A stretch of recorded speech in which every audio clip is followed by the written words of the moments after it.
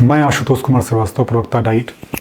आप सभी के समक्ष आज हम जो बात करने जा रहे हैं पीरियड टेबल को लेकर के है कि आवर्त सारणी क्या है, इसकी सामान्य जानकारी क्या है।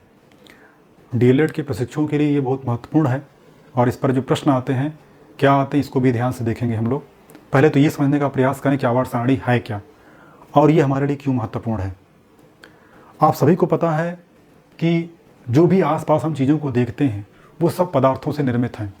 चारों तरफ पदार्थ बिखरे हुए हैं और ये जो पदार्थ हैं वो हमारे तत्वों से या परमाणुओं से मिलकर के बने हुए हैं।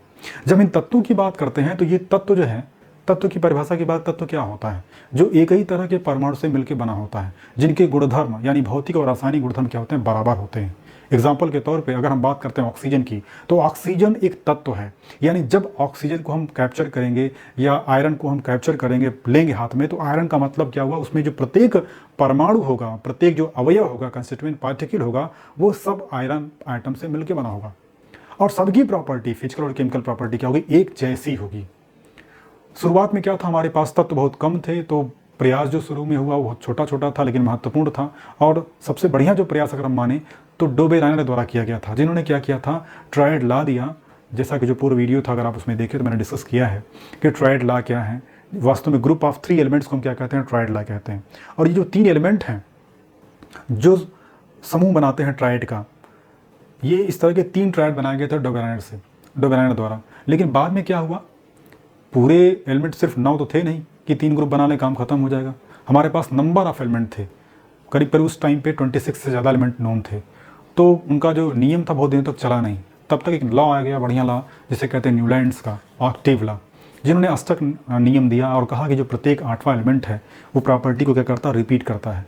फिर नेक्स्ट जो आया मेंडलीव का, जिन्हें हम फादर ऑफ पीरियडिक टेबल भी कहते हैं, उन्होंने बड़ा महत्वपूर्ण नियम दिया और कहा क्या कि जब हम तत्वों को अरेंज करते हैं उनके परमाणु भार के क्रम में, तो क्या होता है कि एक गुणों में, उनके गुणों में क्या होता है, आवर्तता होती पाई जाती है, पीरियडिसिटी पाई जाती है।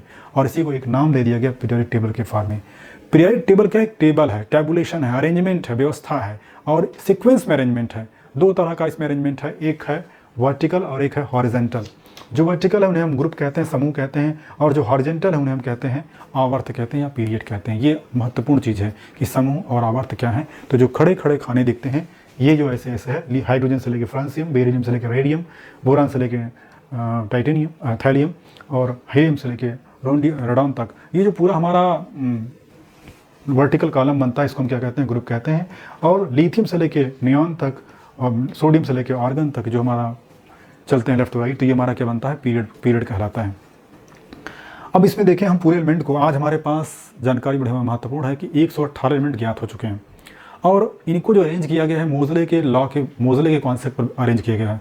मोजले कॉन्सेप्ट क्या था कि वास्तव में किसी भी एलिमेंट की जो प्रॉपर्टी होती है वो उसके एटॉमिक नंबर पर डिपेंड करती है, नंबर ऑफ इलेक्ट्रॉन के ऊपर डिपेंड करते हैं, न कि नंबर ऑफ प्रोटॉन और न्यूट्रॉन पर, प्रोटॉन न्यूट्रॉन पर डिपेंड करती है। यानी कि एटॉमिक वेट पे नहीं बल्कि एटॉमिक नंबर पर डिपेंड करती है। तो आज हम सबको पता है कि किसी भी तत्व की अगर हमें केमिकल प्रॉपर्टी डिफाइन करनी है तो हमारे लिए महत्वपूर्ण क्या है, उसका एटॉमिक नंबर मालूम होना जरूरी है। एटॉमिक नंबर से हम इलेक्ट्रॉनिक कन्फ्यूजन करते हैं। इलेक्ट्रॉनिक जब कन्फ्यूजन हमें पता चल जाता है तो हमें ये पता चलता है इलेक्ट्रॉन के नंबर्स आउटर सेल में क्या है, और आउटर सेल में इलेक्ट्रॉन की जो नंबर्स होते हैं वही डिसाइड करते हैं उसकी प्रॉपर्टी क्या होगी। आगे हम लोग डिस्कस करेंगे कैसे होता है। तो पूरे एलिमेंट को अगर देखें हम किस प्रकार से इनका अरेंजमेंट है, तो 4 ब्लॉक बनते हैं हमारे पास हैं। एक ब्लॉक बनता है यस ब्लॉक, दूसरा पी, तीसरा डी और चौथा एफ ब्लॉक। यस ब्लॉक में जो हमारे एलिमेंट के नंबर देखें तो पूरे हमारे पास 13 एलिमेंट हैं।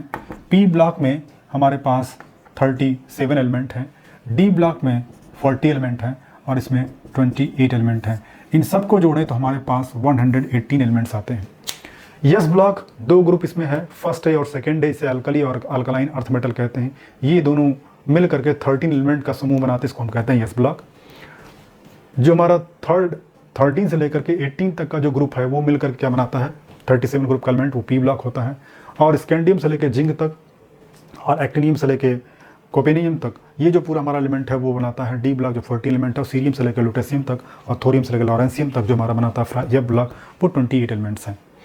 तो 4 ब्लॉक थे, yes block, P block, D block और एफ ब्लॉक। यस ब्लॉक और पी ब्लॉक किनारे किनारे, बीच में क्या है, डी ब्लॉक है और नीचे क्या है, एफ ब्लॉक है। एफ ब्लॉक डी ब्लॉक से निकाला गया है, इसी नाते इसको बोलते हैं इनर ट्रांजिशन एलिमेंट कहते हैं। जो यस ब्लॉक है, बड़ी महत्वपूर्ण बात है, यस ब्लॉक जो है इसमें लास्ट इलेक्ट्रॉन क्या होता है, यस ऑर्बिटल में एंटर करता है। और जबकि पी ब्लॉक में क्या होता है, लास्ट इलेक्ट्रॉन कहाँ एंटर करता है, p ऑर्बिटल में एंटर करता है। d ब्लॉक में जो एलिमेंट है उनके जो लास्ट इलेक्ट्रॉन कहाँ एंटर करते हैं, d ऑर्बिटल में एंटर करते हैं, और f वाले जो हैं उनके लास्ट इलेक्ट्रॉन कहाँ एंटर करते हैं, f में एंटर करते हैं। इसी नाते इनको हम s, p, d और f एलिमेंट या एटम्स कहते हैं। ये इलेक्ट्रॉनिक कन्फिग्रेशन के आधार पर एस पी डी एफ में डिसाइड किया गया। प्रॉपर्टी के बेस पे देखें तो इनको अलग अलग नाम दिया गया। जैसे एस ब्लॉक हम कहते हैं अल्कली मेटल, क्षारीय धातुएं, दूसरे कहते हैं अल्कलाइन अर्थ मेटल यानी कि क्षारीय मृदा धातुएं। इसी तरह से डी ब्लॉक को बोलते हैं ट्रांजिशन मेटल या संक्रमण धातुएं कहते हैं, और पी ब्लॉक को बोलते हैं नॉन मेटल्स या अधातु कहते हैं। इसमें भी अलग अलग चीज़ें हैं। और लास्ट में इनर्ट गैसेस से कहते हैं अक्रिय गैस, जो कि पी ब्लॉक का ही पार्ट है लास्ट में। दूसरा दो सीरीज मिलती है लैंथेनाइड और एक्टिनाइड्स की, तो ये इनको बोलते हैं रेयर अर्थ मेटल या इनर ट्रांजिशन एलिमेंट कहते हैं। ये हमारे लिए जानकारी थी सामान की, हमारा जो एलिमेंट का डिस्ट्रीब्यूशन है उनके नाम क्या हैं और क्यों उनके नाम इस तरह से रखे गए हैं। अब आगे बात आती है कि ऐसा हम अरेंजमेंट क्यों बनाते हैं। इसका सबसे बड़ा फ़ायदा है कि सारे एलिमेंट को हम एक साथ याद नहीं कर सकते, और कोई एक दो याद भी कर लिया तो सबको हम याद नहीं करा सकते। लेकिन इसकी जो प्रॉपर्टी, जो इसका कॉन्सेप्ट है, एलिमेंट्स के अंदर जो चेंजेस होते हैं प्रॉपर्टीज़ की, उसको हम ज़रूर कॉन्सेप्ट को बिल्डअप कर सकते हैं, क्योंकि उनमें एक पैटर्न दिखता है। इसी नाते मैंने शुरू में कहा कि जो पीरियोडिसिटी है, वो पीरियोडिसिटी का मतलब क्या है कि जब हम प्रॉपर्टीज़ की स्टडी करते हैं तो देखते हैं एक सीक्वेंस के बाद वो प्रॉपर्टी क्या होती है, रिपीट होती है। चूँकि प्रॉपर्टी में रिपीटेशन हुआ है, एक पीरियोडिसिटी मिलती से आते हैं, इनको बोलते हैं पीरियोडिक प्रॉपर्टीज़। और पीरियोडिक प्रॉपर्टीज़ में जो सबसे इंपॉर्टेंट प्रॉपर्टीज़ है डीएलएड के प्रशिक्षकों को पढ़ना है विशेष रूप से, वो है इलेक्ट्रोनेगेटिविटी। इलेक्ट्रोनेगेटिविटी से पहले एक चीज़ आपको जरूर जानना चाहिए, वो है एटॉमिक साइज़। एटॉमिक साइज़, क्योंकि एटॉमिक साइज़ इलेक्ट्रोनेगेटिविटी में बहुत गहरा रिलेशन है। एटॉमिक साइज़ क्या होती है हम सबको मालूम है। एक एटम की हम परिकल्पना करते हैं तो एटम क्या होता है, एटम को हम ये मान लेते हैं एटम क्या होता है, स्फेरिकल होता है। हम ये मान लें ये हमारे पास एक आइटम के रूप में दिख रहा है। सपोज दैट अभी हम 2D फॉर्म में दिखा रहे हैं, ये हमारे पास एक आइटम है। तो इसमें हमने ये न्यूक्लियस मान लिया और ये हमारे इलेक्ट्रॉनिक सेल हैं, इसमें इलेक्ट्रॉन्स क्या अरेंज हैं। अब इलेक्ट्रॉन्स इसमें अरेंज हैं, तो अगर हम पूरे एटम को एक स्फेरिकल फॉर्म में या एक सर्कल फॉर्म में ले लें तो इसके न्यूक्लियस यानी सेंटर पॉइंट से जो आउटर सेल की डिस्टेंस होगी वो उसकी क्या होगी, एटॉमिक रेडियाई होगी। क्या होगी इसकी, एटॉमिक रेडियाई। एटॉमिक रेडियाई से हम इसकी साइज़ निकाल सकते हैं। सबको पता है 2πr से हम क्या निकालते हैं, इसके पेरिफेरी निकालते हैं। तो ये हमें अगर r मालूम हो जाए तो इसका हम पेरिफेरी भी निकाल सकते हैं और इसका डायमीटर निकाल सकते हैं, और हम एटम के बारे में एक परिकल्पना दे सकते हैं या इसका वॉल्यूम भी निकाल सकते हैं। लेकिन सबसे बड़ी महत्वपूर्ण बात है कि इलेक्ट्रॉन की जो पोजिशन वो फिक्स नहीं होती है। जो हमारा श्रोडिंगर या डी ब्रॉगली इक्वेशन कहता है कि हाइजेनबर्ग का अनसर्टेनिटी प्रिंसिपल कहता है कि इलेक्ट्रॉन की पोजीशन और मोमेंटम दोनों हम एक साथ कैलकुलेट नहीं कर सकते। जब दोनों एक साथ कैलकुलेट नहीं कर सकते, इसका मतलब इलेक्ट्रॉन कहीं फिक्स नहीं होता। अप्रॉक्सीमेट रीजन जरूर बनता है लेकिन वो फिक्स नहीं है। जब फिक्स नहीं तो हम क्या करते हैं, फिक्स करने का प्रयास करते हैं। कैसे फिक्स कराते हैं, हम एक ही तरह के दो एटम लेते हैं। जैसे हमने एक ले लिया हाइड्रोजन यहाँ पर और दूसरा हाइड्रोजन हमने ये ले लिया। अब ये जब दोनों आपस में कंबाइन होंगे, कब कंबाइन होंगे, जब हम बनाएंगे H2। जब H2 मॉलिक्यूल बनता है इसमें दो हाइड्रोजन एटम इन्वॉल्व होते हैं, और इस कंडीशन में क्या होता है, ये दोनों क्लोजेस्ट होते हैं, पास होते हैं। इस टाइम पे जो इनके न्यूक्लियस के बीच की डिस्टेंस होगी, इनको हम बोलते क्या है, इंटर न्यूक्लियर डिस्टेंस कहते हैं। इंटर न्यूक्लियर डिस्टेंस कहते हैं। और ये इंटर न्यूक्लियर डिस्टेंस का अगर हाफ कर दें तो ये क्या होगा, एटॉमिक रेडियाई निकल जाएगा। अगर हाइड्रोजन की बात करें तो ये यहाँ से लेकर के यहाँ तक क्या होगा, ये एटॉमिक रेडियाई होगी किसकी, हाइड्रोजन की। ये पूरा इसके रेडियस के करीब करीब बराबर होगा। ये हम मान लेंगे यहाँ से लेकर यहाँ तक क्या होगा, इसका रेडियस होगा। यानी ये जो चीज़ थी यहाँ से लेकर यहाँ तक, ये अप्रॉक्स इसके बराबर होती है। इसको हम मान सकते हैं। अगर इसके बेस पर हम अगर देखें तो वास्तव में 67 एंगस्ट्रॉम अप्रॉक्स होता है किसका, हाइड्रोजन का। हाइड्रोजन का जो रेडियाई आता है वो 67 एंगस्ट्रॉम होता है। तो इसी के बेस पर क्या होता है, इसी तरह से हम अलग अलग एलिमेंट के रेडियाई निकालते हैं। तो हमारे पास बात है क्या, सारे लोग मॉलिक्यूल बनाएंगे। जब सारे लोग मॉलिक्यूल नहीं बनाएंगे तो फिर हम कैसे निकालें। इसके लिए हमारे पास कई अल्टरनेटिव रेडियाई होती हैं, जैसे वंडर वाल रेडियाई होती हैं जो इनर्ट गैस के लिए प्रयोग की जाती हैं। कोवेलेंट रेडियाई होती हैं जो कोवेलेंट मॉलिक्यूल बना सकते हैं, N2O2 है ना, F2Cl2Br2I2। और एक आयनिक रेडियाई है जो आयंस बनाते हैं। जैसे S ब्लॉक जो है P ब्लॉक से रिएक्शन करता है, जो कि मेटेलिक प्रॉपर्टी वाला एलिमेंट है और ये नॉन मेटेलिक प्रॉपर्टी वाला एलिमेंट है। तो मेटल नॉन मेटल मिलता है तो साल्ट बनाते हैं। तो यहाँ पर क्या होता है, आयंस बनते हैं। तो इसलिए यहाँ पर हम क्या करते हैं, एक अल्टरनेटिव रेडियाई क्या करते हैं, आयनिक रेडियाई की बात करते हैं। अब थोड़ा इनके हम सीक्वेंस की बात करें कि इनके ऊपर इफेक्ट क्या पड़ता है। अगर हम देखें टॉप टू बॉटम चलते हैं, लेफ्ट टू राइट चलते हैं एटॉमिक रेडियाई में, तो इसके लिए ज़रूरी है कि हमें इनका एटॉमिक नंबर भी पता हो। अगर हम शुरुआत करें हाइड्रोजन से, तो सबसे पहले हमारा जो फर्स्ट ग्रुप है क्या है, हाइड्रोजन में लिथियम है, सोडियम है, पोटेशियम है, रुबीडियम है, सीजियम है यहाँ पर। लिथियम का जो एटॉमिक नंबर क्या है 3 है, इसका 11 है, इसका 19 है, इसका 37 है, इसका 55 है। इलेक्ट्रॉनिक कोएफिशिएंट देखें हमारे पास यहाँ पर कितनी सेल हैं K L M N। यहाँ पे कितने इलेक्ट्रॉन्स होंगे, फर्स्ट सेल में 2 होंगे, दूसरे सेल में 1 होंगे, यहाँ पे 2 8 1, फिर 2 8 8 1, फिर 2 8 18 8 1, फिर P इसी तरह बनेगा 2 8 18 18 8 और 1। तो नंबर ऑफ सेल देखें तो के में लिथियम में कितने नंबर ऑफ सेल थे, सिर्फ 2 ही सेल थे, के और एल। तो ये मान लो अगर लिथियम है तो ये फर्स्ट सेल हो गई और ये सेकेंड सेल हो गया।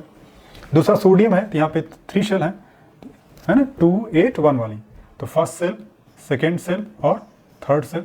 फिर पोटेशियम की बात करें, यहाँ पे नंबर ऑफ सेल क्या है 4 है, 1 2 3 4। तो क्या देखते हैं आप हैं कि लगातार यहाँ एटॉमिक रेडियाई क्या थी कि किसी भी एटम में न्यूक्लियस से आउटर सेल की डिस्टेंस थी, न्यूक्लियस से आउटर सेल की डिस्टेंस। तो न्यूक्लियस से आउटर सेल डिस्टेंस क्या हो गई, ये हो गई। हम इसको यहाँ डिनोट करते हैं ऐसे। यहाँ पे थोड़ा सा इंक्रीज़ हुई, देखें ज़रा सा, थोड़ा इंक्रीज़ हुई तो हम ये मान लेते हैं। यहाँ पे थोड़ा और इंक्रीज़ हुई तो यहाँ पे और हो गई। और आगे बढ़ेंगे, ये तो हो गया लिथियम का, सोडियम का, पोटेशियम का। रुबीडियम में आएंगे तो क्या होगा, ज़रा रुबीडियम देख लें। यहाँ पे क्या होगा, कितने नंबर ऑफ सेल है, 1 2 3 4 5, यानी 1 2 3 4 और 5। तो क्या देख रहे हैं, लगातार जो रेडियाई है वो क्या हो रही है, इंक्रीज हो रही है। इंक्रीज होने का रीज़न क्या है, सिंपल सा, due to addition of number of new shell. जब हम टॉप टू बॉटम चलते हैं किसी ग्रुप में, किसी भी ग्रुप में, तो नंबर ऑफ सेल लगातार क्या होती है, इंक्रीज होती है। जब नंबर ऑफ सेल इंक्रीज होती है तो न्यूक्लियस से आउटर सेल की डिस्टेंस क्या होती है, इंक्रीज होती है। तो एटॉमिक रेडियाई, एटॉमिक साइज भी क्या होगी, इंक्रीज होगी। तो हम कंक्लूजन की बात करें तो लिथियम सबसे छोटा होगा एटॉमिक साइज में। लिथियम के बाद क्या होगा, सोडियम होगा, फिर पोटेशियम होगा, फिर रुबीडियम होगा, फिर सीजियम होगा। फ्रांसियम को नहीं लेते क्योंकि फ्रांसियम जो रेडियो एक्टिव एलिमेंट है, ये हमारा क्या हो जाएगा, increasing order of atomic size. तो एक हम रिलेशन निकाल सकते हैं कि एटॉमिक साइज जो है, एटॉमिक साइज का रिलेशन किससे है, नंबर ऑफ सेल से है। नंबर ऑफ सेल अगर बढ़ती है तो एटॉमिक साइज क्या होगी, इंक्रीज होगी। ये गजब की बात है। एटॉमिक साइज बढ़ेगी कब, जब नंबर ऑफ सेल इंक्रीज होगा।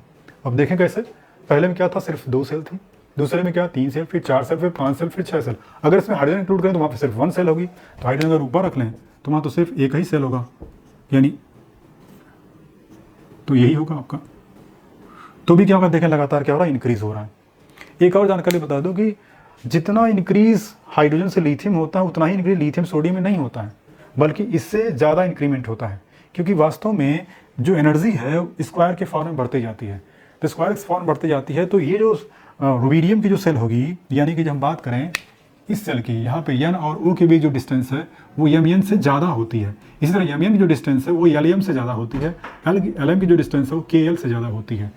तो चूँकि एनर्जी भी इसी तरह से है, तो ये हम कह सकते हैं कि लगातार टॉप टू बॉटम क्या होता है, एटॉमिक साइज क्या होती है, इंक्रीज होती है जब हम किसी ग्रुप में चलते हैं।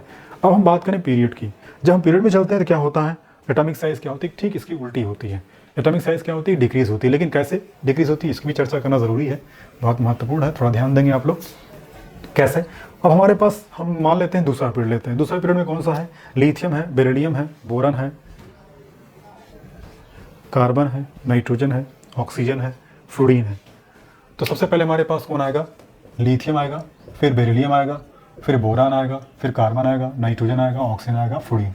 एटॉमिक नंबर की बात करूँ तो एटॉमिक नंबर में सबसे पहले लिथियम के पास एटॉमिक नंबर क्या है, 3 है, 4 है, 5 है, 6 है, 7 है, 8 है, 9 है रिस्पेक्टिवली। क्लियर। आगे देखें नंबर ऑफ सेल की बात करें। नंबर ऑफ सेल देखें तो यहाँ पर क्या है, इलेक्ट्रॉनिक कोएफिशिएंट 2 1, यहाँ पे 2 2, यहाँ पे 2 3, यहाँ पे 2 4, यहाँ पे 2 5, यहाँ पे 2 6 और यहाँ पे 2 7।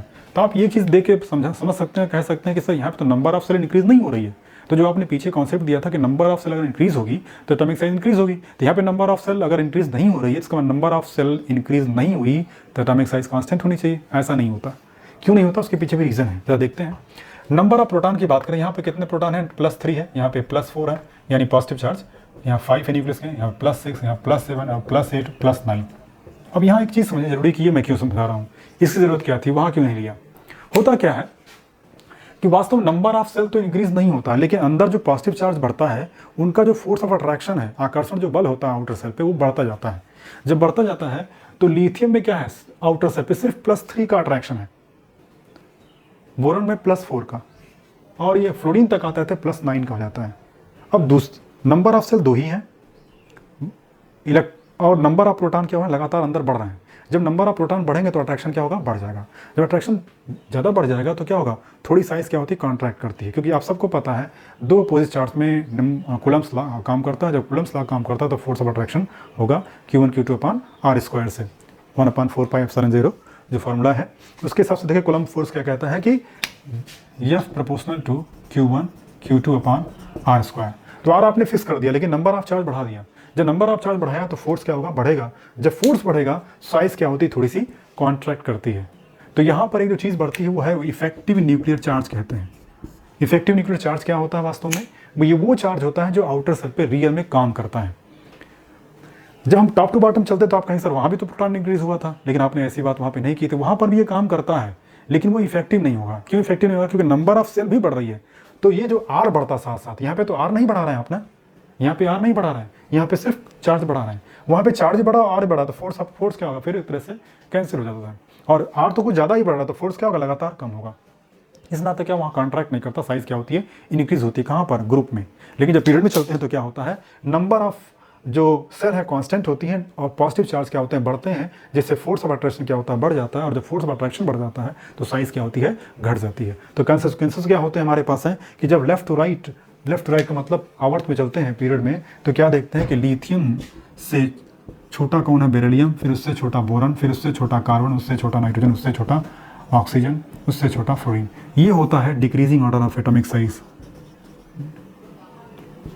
Decreasing order of atomic size.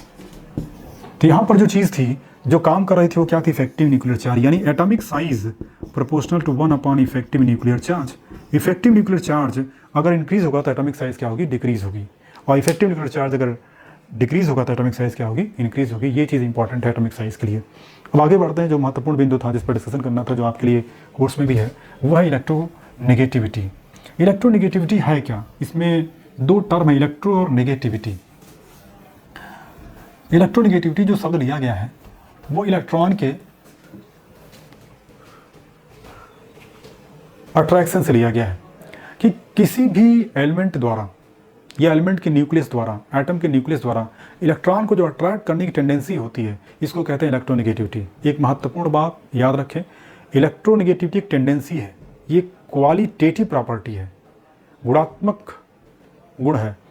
तो जाहिर सी बात है कि इसको हम कैलकुलेट नहीं कर सकते। हालांकि हमारे पास एक पाउलिंग स्केल है, लेकिन वो उतना इफेक्टिव नहीं है। पाउलिंग स्केल से इलेक्ट्रोनेगेटिविटी हम कैलकुलेट करते हैं, लेकिन कंपेरेटिव होता है। जैसे हम कहें छोटा बड़ा, तो छोटा बड़ा कैसे मालूम करेंगे ये छोटा है कैसे बड़ा है, तो उसके लिए क्या करते हैं, कोई पैमाना बनाते हैं। तो इस पाउलिंग जो स्केल एक पैमाना है जिसके द्वारा हम इलेक्ट्रोनेगेटिविटी को मेजर करते हैं। लेकिन फिर से मैं कहूँगा ये एक कंपेरेटिव टर्म है इलेक्ट्रोनेगेटिविटी, क्योंकि वास्तव में टेंडेंसी टू अट्रैक्ट है। तो tendency to attract the shared electron or the electron by an atom that is called electronegativity. तो किसी भी आइटम्स के द्वारा इलेक्ट्रॉन को अट्रैक्ट करने की जो टेंडेंसी होती है उसको कहते हैं इलेक्ट्रोनेगेटिविटी। अब एक महत्वपूर्ण बात है कि आइटम अगर हमारा छोटा है तो इलेक्ट्रॉन को तेज अट्रैक्ट करेगा। आप कहेंगे सर कैसे, ऐसे कैसे होगा, एटम छोटा है तो इलेक्ट्रॉन हमारे और न्यूक्लियस के पास आ सकता है एटम में। लेकिन अगर एटम बड़ा है तो न्यूक्लियस से थोड़ा दूर ही रहेगा। कैसे, जैसे देखें हाइड्रोजन की बात करें, हाइड्रोजन ये है, एक ही सेल उसके पास है, इलेक्ट्रॉन हमने यहाँ रखा। जबकि अगर हम रुबीडियम पोटेशियम की बात करें तो पोटेशियम में क्या होगा, नंबर ऑफ सेल कितनी यहाँ पे होंगी, 4 होंगी। तो 1 2 3 4, तो क्लोजेस्ट अप्रोच इलेक्ट्रॉन का यहाँ पर होगा, तो यहाँ पे डिस्टेंस ज़्यादा है। जब डिस्टेंस ज़्यादा है, जो सूत्र था हमारा F प्रोपोर्शनल 1 अपॉन R² से देखें, डिस्टेंस ज़्यादा है तो फोर्स क्या होगा, कम होगा। तो यहाँ पर इस जो ये इलेक्ट्रॉन होगा, ये जो न्यूक्लियस होगा, इसको कम अट्रैक्ट करेगा as compare to this one. तो इससे हम एक निष्कर्ष निकाल सकते हैं कि एटम अगर हमारा छोटा है या उसके अंदर पॉजिटिव चार्ज ज़्यादा है तो वहाँ पर क्या होगा, इलेक्ट्रॉन को बहुत तेज़ी से वो अट्रैक्ट करेगा। इलेक्ट्रॉन को अट्रैक्ट करेगा तो इलेक्ट्रोनेगेटिविटी क्या होगी, ज़्यादा होगी। अब बात आती है सर आपने एक चीज़ जोड़ी कि नंबर ऑफ प्रोटॉन ज़्यादा, तो नंबर ऑफ प्रोटॉन तो इसमें ज़्यादा होता है, लेकिन फिर एक बात आपको याद रखनी है कि डिस्टेंस क्या है। नंबर ऑफ प्रोटॉन कहाँ इफेक्टिव काम करे, जब हम पीरियड में चलते हैं। इसी नाते जब पीरियड में चलते हैं तो पहले क्या है, लिथियम, बेरिलियम, बोरॉन, फिर कार्बन, नाइट्रोजन, ऑक्सीजन और फ्लोरीन। तो यहाँ पे लगातार इफेक्टिव न्यूक्लियर चार्ज इंक्रीज होता है, तो इलेक्ट्रोनेगेटिविटी भी क्या होती है, इंक्रीज होती है। इस तरह से इलेक्ट्रोनेगेटिविटी क्या होती है, आपकी इंक्रीज होती जाती है। ये हमारे पीरियड की बात थी, यानी पीरियड में इलेक्ट्रोनेगेटिविटी क्या होगी, इलेक्ट्रोनेगेटिविटी या विद्युत ऋणात्मकता क्या होगी, increases from left to right. लेकिन हम बात करें ग्रुप में, तो लिथियम, फिर सोडियम, पोटेशियम, रुबीडियम